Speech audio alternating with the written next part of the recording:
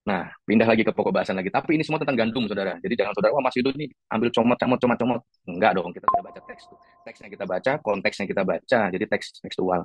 Ya kan, kalau enggak nanti gimana ini? HBC 2 kan, ya kita tetap banyak ayat, tapi kita ngerti teks dan kontekstualnya ya. Saudara yang mau kuliah, ayo, biar saudara mantep ya. Tahun depan maksudnya, saudara.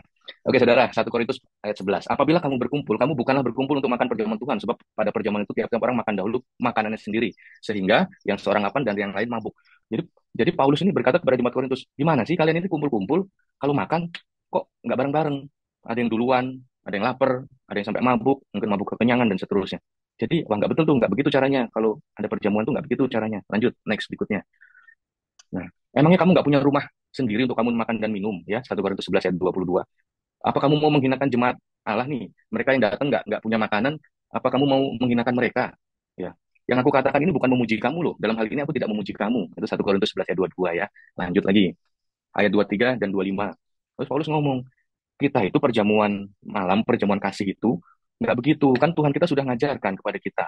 Ini loh yang aku terusin kepadamu ya, ayat 23 ya.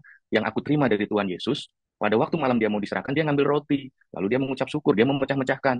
Inilah tubuhku yang diserahkan bagimu, perbuatlah ini jadi peringatan akan aku. Dia juga ngambil cawan juga, ini perjanjian baru yang dimaterikan oleh darahku. Perbuatlah ini setiap kali kamu meminumnya, kamu jadi peringatan akan aku. Jangan dulu-duluan makan, nanti ada yang lapar, ada yang mabuk. Kamu kok menghinakan yang nggak punya makanan sih? Kan makannya harus bareng-bareng. Kurang lebih begitu, saudara. Lanjut lagi. Ayat 26, 27. Ya, setiap kali kamu makan roti dan minum cawan ini bersama-sama begini, kamu tuh memberitakan kematian Tuhan.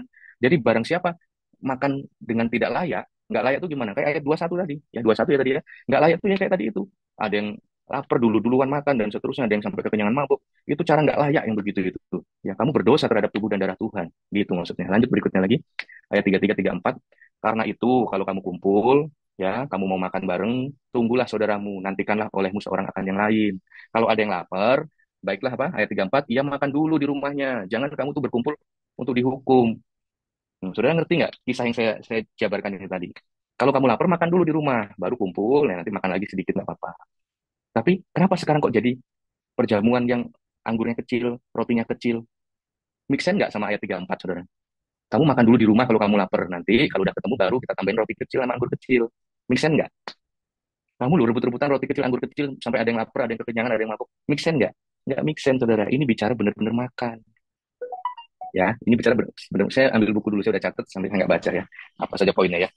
Ya, jadi saudara sebetulnya perjamuannya itu perjamuan makan, saudara. Gandum lagi, minyak lagi, karena memberitakan Tuhan Yesus. Ini loh Tuhan Yesus itu waktu hidup, kita dikumpulin, makan bareng-bareng. Kita membagi kasih agape. Jadi kita menceritakan, menyaksikan Yesus sampai Yesus datang. Begini nih caranya kita. Nah, ya. Jadi saya sampaikan ini bukan untuk melukai siapapun ya. Karena memang banyak gereja pun kan yang itu, makan roti kecil, anggur kecil, ya toh. Boleh nggak itu dilakukan? Ya itu kan tradisi. Mau lakukan, ya silahkan. Tetapi yang teksnya yang tertulis tadi, kembali, kita ini orang Protestan tuh, Protestanum. Kembali pada yang tertulis. Kalau yang tertulis aja belum dilakukan kok, mau ngelakuin yang lain. Ya, jangan ada yang tersinggung ya. Kita anak-anak Allah ya, berbahagialah orang-orang yang membawa damai karena mereka akan disebut anak-anak Allah. Ya, saya nggak mau menyakiti siapapun. Ayo saudara, kita ngerti. Saya uraikan tuh dari mulai gandum tadi, dari mulai hamba yang berbahagia tuh, kalau dia kasih makan orang lain, dari mulai perjamuan tuh. Ternyata apa? Ternyata isinya ayo makan bareng, berbagi kasih agape. Tapi ingat, kalau kamu lapar makanlah dulu di rumah kamu, makan dulu. Nanti baru bareng-bareng makan bareng lagi sedikit. Yang penting kamu jangan urak-urakan makannya itu loh, gitu ya. Puji Tuhan tadi kemarin ya, kemarin siang saya bersama teman-teman ya di sini ada beberapa juga yang ikut ya. Kita makan di LP ya. Wah, lapas ya, senang sekali. Saya merasakan wah, ini ya makan bareng perjamuan dengan murid-murid Yesus ini saya membayangkan tuh bahagia loh saudara. Kita yang dari luar masuk makan bareng mereka yang di penjara kita bahagia.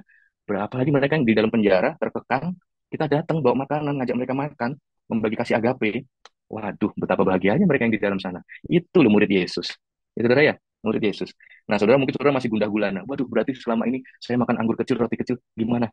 Ya saudara, lakukan teks yang tertulisnya deh. Nah, sambil saya bacakan beberapa ayat ya. Saya bacakan beberapa ayat. Oh, satu lagi saudara. Saudara kalau baca tentang kisah para rasul, saudara, belum pernah ada satupun yang perjamuan kecil-kecil begitu, saudara. Kisah para rasul itu selalu membagikan makanan, memecah roti, makan bersama. Selalu begitu, saudara. Ya, dan kalau saudara punya aplikasi Alkitab begitu ya, lalu saudara ketik deh misalnya seperti ini ya, memecah roti gitu. Wah menarik, saudara. Saudara baca lah semua tentang yang situ. Saudara coba deh, bener nggak yang Mas Ido bilang tadi, yang Evangelis Ido tadi bilang tuh. Ya, saudara ketik tuh memecah roti dari mulai Matius 14 ayat 19. Lalu disuruhnya orang banyak duduk di rumput. Setelah itu diambilnya 5 roti dan 2 ikan. Yesus menengadah, dipecah-pecahkannya roti. Pecah-pecah roti makan bersama. Matius 15 ayat 36. Sesudah itu mengambil 7 roti dan ikan-ikan itu, mengucap syukur, memecah-mecahkan dan memberikannya kepada murid-muridnya. Seperti itu, saudara. Bareng-bareng makannya. Matius 26 ayat 26. Ketika mereka sedang makan, nah ini saudara ya, Matius 26 ayat